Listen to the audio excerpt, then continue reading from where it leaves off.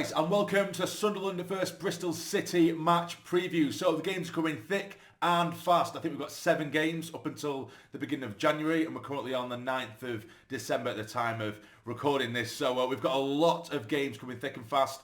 And next up is Bristol City back at the Stadium of Light, which I'm very happy about. Of course, last time out against Stoke, we managed to get ourselves back to winning ways. Our first win in 6 or 7.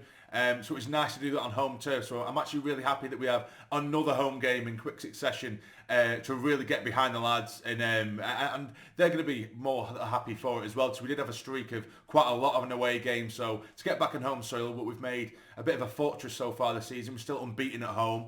Probably fortunate at times, particularly against the likes of Leeds, but we are unbeaten, and to get ourselves back to winning ways at home after a really good performance against Stoke, to be fair, a couple of shaky defensive moments, but we could have easily come away from that game 5-6-1 winners, and I wouldn't have been surprised with the amount of clear-cut chances we did make. And something Rodgers did mention and allude to in the pre-match presser that I've just watched, he was saying that's what he's happy with, the consistency, even despite when we weren't scoring goals in that sort of 5 drawing streak. We weren't scoring many goals.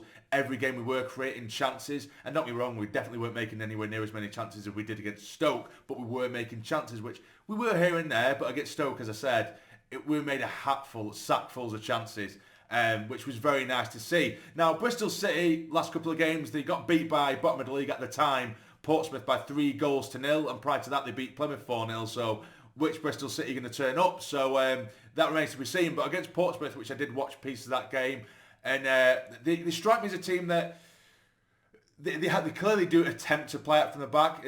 You could see by a couple of the goals they shipped against Portsmouth, they were clearly trying to play out from the back, but from the evidence I saw in that game, they just don't have the personnel to do it. And directly from those errors, losing it at the back, or players trying to overdo it at the back and they lost it, be it a bad touch or just overplaying it and running straight into danger at the back, it will play straight into our hands because we do like to play that high press. And if we remain with that high press, we'll force them into pumping it, which is something that they do as well. Again, Rodgers mentioned it in the pre-match presser, that they can play very vertical, that's the way he worded it, a vertical way of playing, which will to play it straight in behind the defenders. So we're going to have to be on top of it in that sense, because it's not just a sort of hit and hope, it is direct hitting it down the channels and for strikers to chase and run onto. So it's not just as simple as just aimless, pumping it forward. It can be difficult to play against if they keep on dropping balls in behind. So we need to be careful and try and judge the balance of where our line is going to be. We saw it against Sheffield United where our line was way too high for the goal we conceded. And then when you do have those vertical passes, as Rodgers calls them, it can be a nightmare to play against, because as soon as you put one over the top for a player who's a bit quicker and your line is too high, you're done for. So we need to try and judge that and balance that correctly. Not to say that means we should be just sat in front of our box the entire game or sat way too deep, but just that middle ground, do you know what I mean? But yeah, I feel like if each player plays to the best of our ability, and I'm not disrespecting Bristol City because they absolutely have their own threats, they're 12th in the league, a bit of inconsistent form, as I always say, with mid-table teams at the time, you generally get that sort of inconsistency.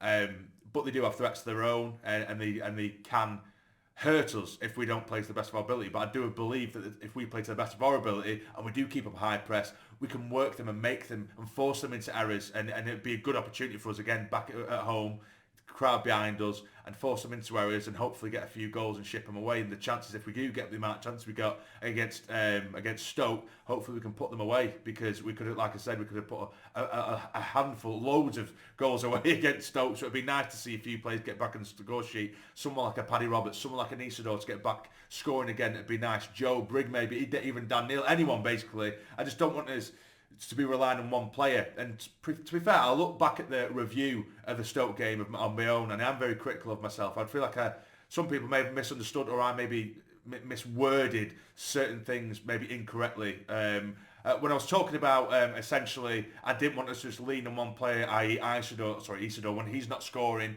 I was thinking, who else do we lean on, because no one else was really scoring. I was saying how Paddy Roberts' output has been very poor over the best part of a year. Job, Rigg and Dhannoo weren't necessarily contributing towards a direct attack in terms of an assist or a shot in that game. It was very much a wing play. So I was saying it was nice. My point being was it was nice to see someone else chip in, being Watson. But I think it was kind of misconstrued, and I didn't word it properly. And it made it look like I was saying that Job, Rigg and Dhannoo were bad or they played poorly, because they didn't. Back end of the game, I did kind of mock Job a little bit, because I think he did have a bit of a shocker towards that last 10 minutes or so, and he kept running into danger, so I made a joke about it. But other than that, Rig and Job, they were okay, they weren't bad. And Daniel actually had probably one of the best games he's had in a long time. He he kept hold of the ball very well, and he did begin attacks. And he did shield the ball very well. He stopped them from countering a handful of times, and he did have a very good game. And I probably just didn't word that better. And I will not mock myself. Well, I could mock myself, but I will criticise myself when I haven't probably worded things correctly. And I think that is what I did in that one. Didn't do them three lads justice, because they did have good games, particularly Dan Neil. I was just trying to make a point, and it was almost at their expense, and I didn't mean it to come across that way. But now at least we've cleared that up. I weren't saying that they were all shit. But basically, yeah, so we're going to go into my preferred 11 for this game, and it's almost slightly predicted as well, but this is how it does look. Now, I will explain. So we've got Patterson in goal. I want to start Sirkin, but after watching the pre-match presser, Rodgers was saying that Sirkin, he missed 2.5 weeks out after this wrist injury, and he had an operation as well. He had surgery, and he was saying, of course, with the way that Sirkin plays, he's very explosive and he's running, and of course that means a lot of arm movement, which running does anyway. So just until he is 100% and he wants to build the foundations up with him bit by bit, I totally agree with that. If he feels even any slight discomfort on that wrist, I don't want him starting the game, but just build up minutes here and there. So I'll be more than comfortable with Alessi. He was probably at fault for a portion of that first goal against Stoke, but generally I do like Alessi as a player. Now in the middle he might be shocked that I've dropped Luke O'Nien. Now that is only because Rodgers did say that for the Stoke game there was actually a handful of players, I think it was O'Nien, Rig and Roberts, they were all ill and they still played. And he said the only one out there that is still somewhat ill was Luke O'Nien, but we'll see how he is tomorrow.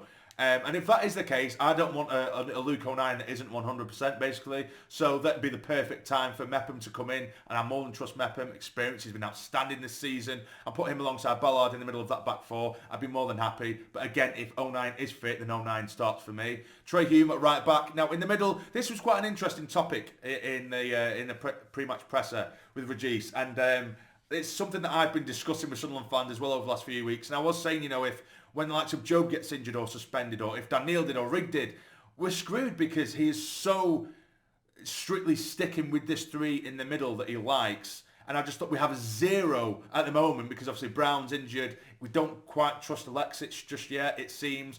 Samid is still injured. He doesn't seem to have anyone else that he trusts as that middle three. So they basically were saying, there's 7 games coming up until January. Will you have to sort of concede the fact that you're going to have to rotate? And Rodgers seemed to, the way in which he was speaking to me, it seemed like he did not want to rotate whatsoever. And he was pretty much just saying if players are enjoying the football, and you've got players like these three that really want to be playing week in, week out and game in, game out, you don't need to rotate. You just need to manage the game correctly. You need to sort of not overexert yourselves in games and to manage it correctly and basically just play the game by game with the best of your ability. And you'll be fine, and the recovery process is a lot quicker than people think, which I quite liked hearing that. But also, you don't want to risk injury or overdo someone. We've seen it in the past with Job, where we've just played him for far too long, and he ends up just running himself into the ground. You can see that he's shattered, and we just play. And I don't want that to happen. I basically just don't want to overexert players. But I did quite like that answer. He was very strict that these are 3 I want. If those 3 are playing well and they recover well each game, they're gonna play. But which I like, but equally, if one of them does have a bad game or has a streak of bad games, I think it is good for the harmony of the group to chop and change and to rotate, because otherwise you're just making up the numbers on the bench, and I think that's somewhat unfair. Now going forward, you might be surprised because I have given a little bit of stick to Paddy Robertson on the right hand side, but as I say, he was very good the other night. He was dangerous. He got himself an assist, and again, I've said if Paddy Roberts played piss poor against Stoke, I would have again called for my ender. And I also know that Rodgers likes the link-up play between Rig and Roberts as much as at times, yeah, it is nice on the eye, but sometimes I do want to see a quick early cross put into Isidore when it's glaringly obvious and he doesn't. But he likes the link-up play between Rig and Roberts got himself an assist the other night. Once he's got his head up and form going, we know that Paddy Roberts can produce. So I want to keep that going and try and get the best form out of him as possible, of course. Watson on the other side speaks for itself. Why would we drop him? He was absolutely outstanding against Stoke. And Isidore up top as well. Don't get me wrong, he was missing chance after chance, but he was getting the chances. And I just feel like he's too good of a player not to. And I think once he gets another goal under his belt, he's just going to go on a string of goal scoring, a goal scoring streak. I can see that again coming from Wilson Isidore. So that is a team I would go with. I would like to see maybe a bit earlier changes, particularly if things aren't quite going to plan. Maybe my ender for Isidore or my ender for Roberts. The one thing I will say about Regis Labrie that has frustrated me at times, and I know it has other fans, is that sometimes his substitutions are far too late when there's glaringly obviously things that need to be changed. And he will give it that extra 15 minutes, and in that 15 minutes we either usually concede or we basically just waste 10-15 minutes of players looking tired, or it isn't working. And I just feel like he needs to be a little bit more quick with his changes. Early on in the season he was very brave in that sense, but recently I'd like to see him be a bit more proactive when things aren't quite going to plan. But either way, that is a team I'll go with. Of course, in the comments let me know what you would go with. Now for my score predictions, I think I'm going to be a bit bold with this one. I'm going to go for a 4-0 Sunderland win. Or 4-1, maybe. 4-1. I'll go for a 4-1. And that isn't me saying that Bristol City is shit, or just because they got beat by Portsmouth 3-0, that means I think they're shit. I don't. I just feel like the confidence is going to be up. Now that we've got that win under our belts against Stoke, and we were making chances, I feel like if we get a goal early doors in this one, I can just see it. I can just see the dominoes just falling. I can just see the sort of butterfly effect going in and the confidence boosting, like I said, particularly if we get an early goal. I think if it goes on a little bit late, it could be a bit scrappy. But if we get ourselves an early goal in the opening 10, 15, maybe 20 minutes, I can see it just rolling and snowballing into a battering, which I think is long overdue for us, particularly at home, and it'll be outstanding. So I'm going to go for, I'll go for 4-1, and I'll say that the last goal will maybe be a consolation that'll piss everyone off, because we love clean sheets, and Michael Bowers will be fuming, and he'll be punching his bedroom door, because he'll be pissed off. But yeah, I'm going to go for a 4-1 win. I'll go for Watson to get 1. I'll get Easter to get a couple. And I go for Job to get back on the score sheet as well. Then maybe an own goal or something. just to piss us off at the end. But yeah, so that'll be my match preview to the game, guys. My review may or may not come. I am working tomorrow for the game, and usually when I'm at work I can sort of sneakily watch the game, but where I'm working tomorrow it's going to be nearly impossible, I think anyway, so I don't really want to make a review of a game that I haven't watched. I might do a review after watching the sort of basic highlights and give my thoughts of it, but I don't really like doing a review of a game that I haven't watched. I know I've seen others do it and that's up to them, but I just don't feel comfortable pretending that I've seen certain things when I haven't. Do you know what I mean? We'll see anyway. We'll see. But either way, hit the like button for me. It'd be massively appreciated. And subscribe if you're not already. I'm saying it all the time. I should probably say it at the beginning of the video because not many people make it right to the end, because I know that I ramble on and I do talk a lot of shit sometimes. But if you are new or you're a regular viewer, you enjoy the content, but you're not subscribed, please do. It means the world. But for now, take care. Stay jammy. Away the lads!